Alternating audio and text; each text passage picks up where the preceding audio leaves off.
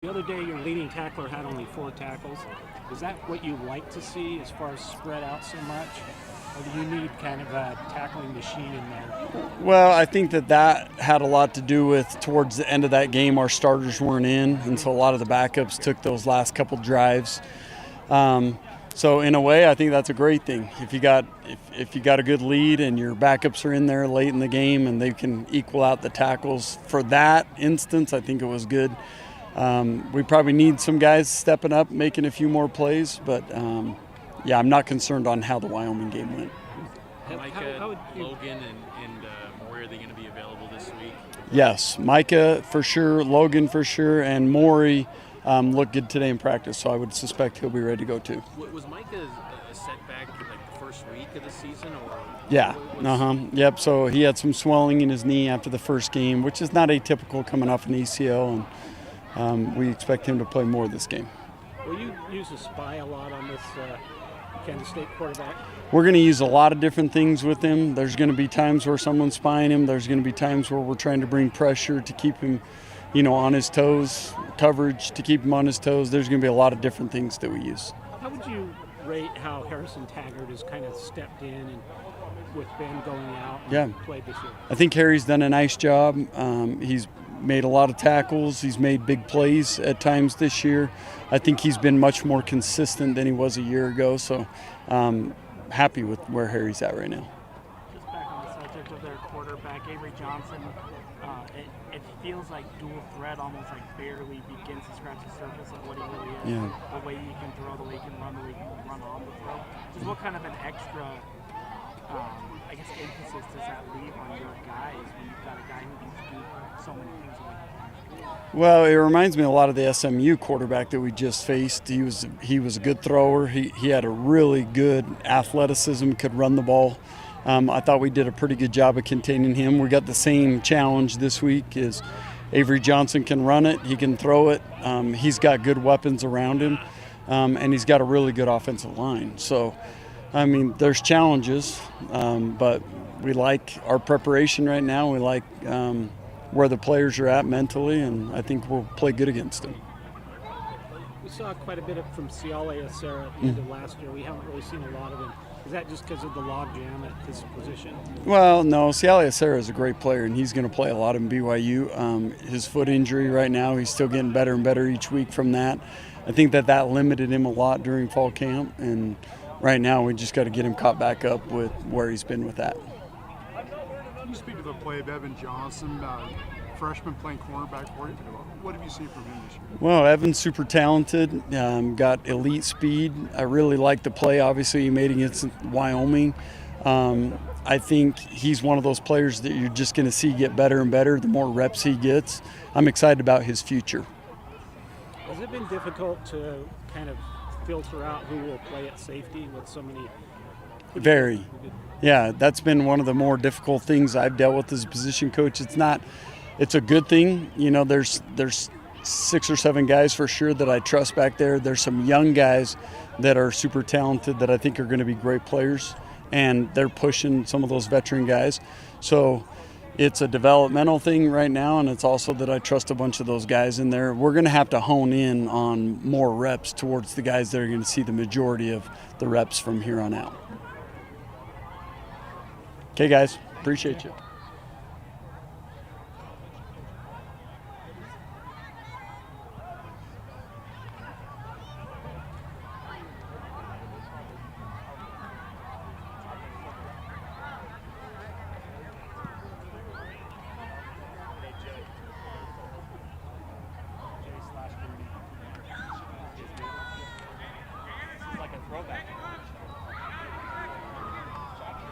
All right, here's Harry. What's up, guys? All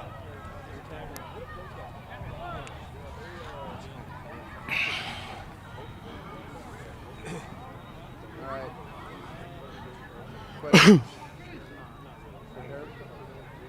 You look at this Kansas State State team, obviously their quarterback jumps out on the page. Avery Johnson, the way the dual threat nature, run, throw, that kind of thing. Just what's kind of the number one thing that you guys, I guess, got to be mindful of when trying to defend them?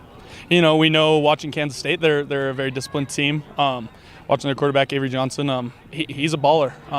So just staying disciplined to our keys, doing what the coaches have taught us, and just staying true to us. Is there a little bit of an extra emphasis to keep an eye? I mean, I know you've faced some running quarterbacks before, but just the way he sort of takes off and runs at any moment. Is there a little bit, maybe more of an extra emphasis on that front? That's a question for Coach Hill. They have two running backs, Giddens and the quick guy Dylan Edwards.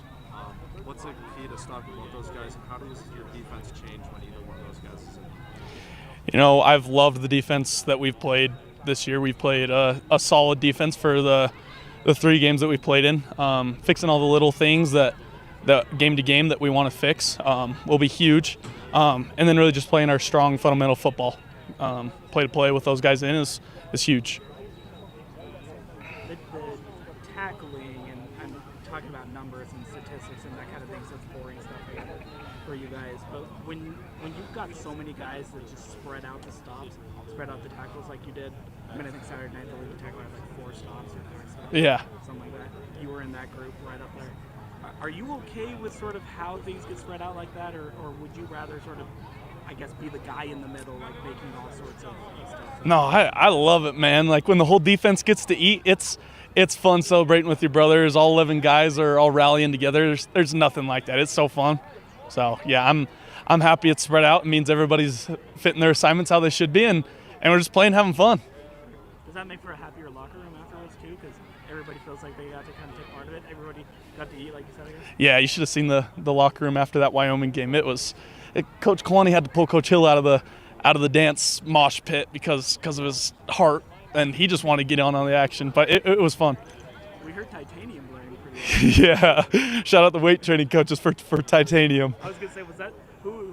It seemed like there was somebody that was just crooning. Was that one of the? Coach Tanner loves titanium. So yeah, we were going to that song. It was fun.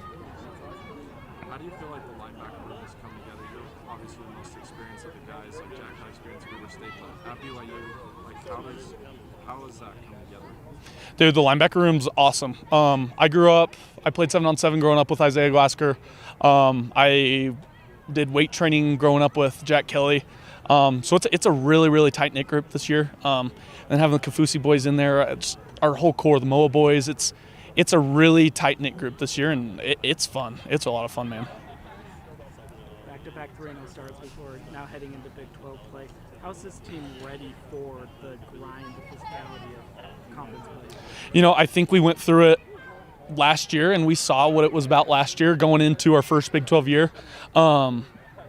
I think we know what is coming with this Big 12 play and what Big 12 really has in store for us. And I'm excited. I'm excited for the challenge, and I think all of our guys are excited too. So. I feel like you learned from last year a little bit because, I mean, I guess it's easy, and you know power conference football, obviously, from two-stops and whatnot. I feel like you can sort of know what's coming, but it's different to experience. Does that make sense? Yeah, 100%.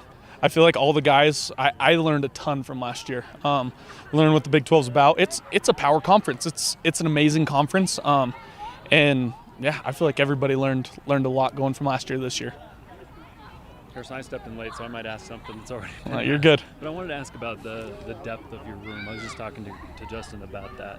What's it like having such a deep room and so many guys have been getting opportunities? Dude, it's awesome. Having a dude behind you, 2 dudes behind you that you know, like you can trust to go in there, and they're going to get that 3-and-out stop. They're going to get the ball over to the offense. And just having trust that we can get our legs back for the next drive, it's awesome. And I was just telling him, our linebacker room it's amazing. Having the Moa boys in there, the Kafusis in there, Jack, Isaiah, all of them. It's a lot of fun. I love it. How hard is the rotation? Because I was just talking to Justin about that as well, because he's like getting guys in and out and he's trying to protect you, but at the same time you're a competitor, want to be on the field as much as you can.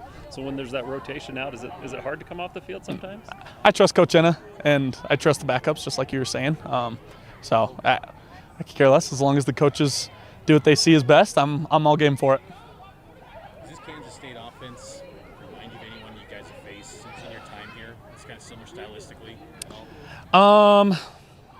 I think Kansas State, they've got a lot of weapons. They're a very versatile team.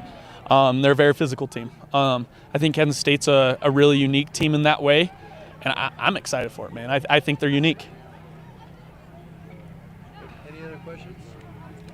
All right, thanks, Awesome. Harry. Thank you, guys. Appreciate it. Hey, Mark is still coming. Thanks, Harry. Yep, thank you. I'm good.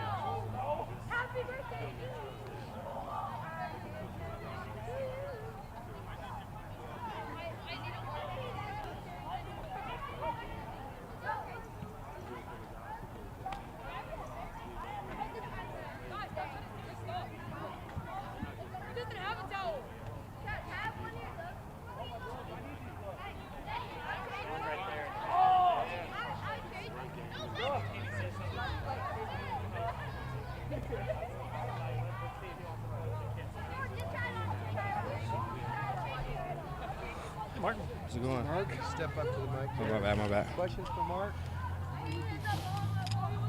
Talk about getting ready for this weekend.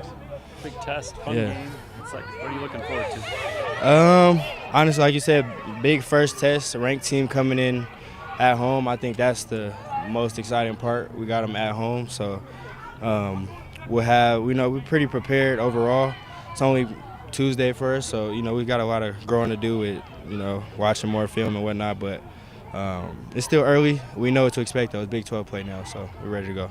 You've played in some big games in your career, but what do you expect from going into LES on a Saturday night against a ranked foe like this? What do you expect the atmosphere to be like?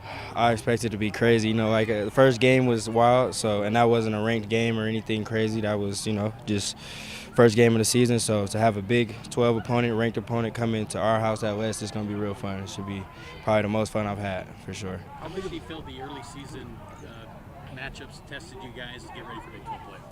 I think the first two games were a big test for us. One, the quarterback from SIU was really athletic, and I think we got a good test of that. It's obviously not Kansas State, but similar quarterbacks in athleticism. SMU kind of the same, similar quarterbacks in athleticism. And that's, I think, our biggest focus is trying to keep them contained, and if we can do that, I think we have a pretty good shot. How big of a draw was it to play in the Big 12 and have opponents like Kansas State play against for you? Honestly, I'm just focused on myself right now. I'm not too sure. This is my first year in the Big 12. I expect, obviously, everything to be a lot more amplified, but at the end of the day, I'm just focused on my film study, my practice habits, stuff like that, and I'm sure everything else will fall in place. How do you look at the challenge of balancing coming up in support when you need to versus staying on your guy because he's athletic, so he can extend plays? How do you look at that, and what's the key to doing that? Yeah, so like I said, that's our biggest focus right now. We got to trust that our D linemen will keep contained. Our D linemen got to trust that we'll stay in coverage. Just everybody do their jobs. And we got a pretty good shot, I think. So staying for the corners and on the back end, we're going to stay in coverage as much as we can. And when we need to show up in the run, we'll do that. So that's a. What would you say about the depth of this cornerback? Yeah. You, Jacob, Evan, Trey. It's pretty deep group. Yeah. Anybody can play, and I think, like I said before, I think it's great for our group because anybody can come in and play. Anybody can come in and be the starter. So every day we're just pushing each other. Having that many guys, that's not a lot of corner groups in the country, I think, who has that many guys who could just go out and play. But yeah, it's great for our group, and if somebody God forbid, if somebody goes down, we'll have somebody ready to come in for sure. Is that the mindset kind of every week where Monday, whatever happened in the past, goes out and it's competing once again? For sure. It's every day. Like, for example, today I don't feel like I had the best day. I know tomorrow they're on my back. They're right behind me, ready to have a great day. So I'm ready to come back tomorrow. I know they're ready to come back tomorrow. And it's just every day. I wouldn't even say every week. It's an everyday type of thing, which is going to make us great in the end. What have you been doing to help guys like Trey and Jonathan get up to speed as freshmen? So honestly, they've been great on their own, but for my own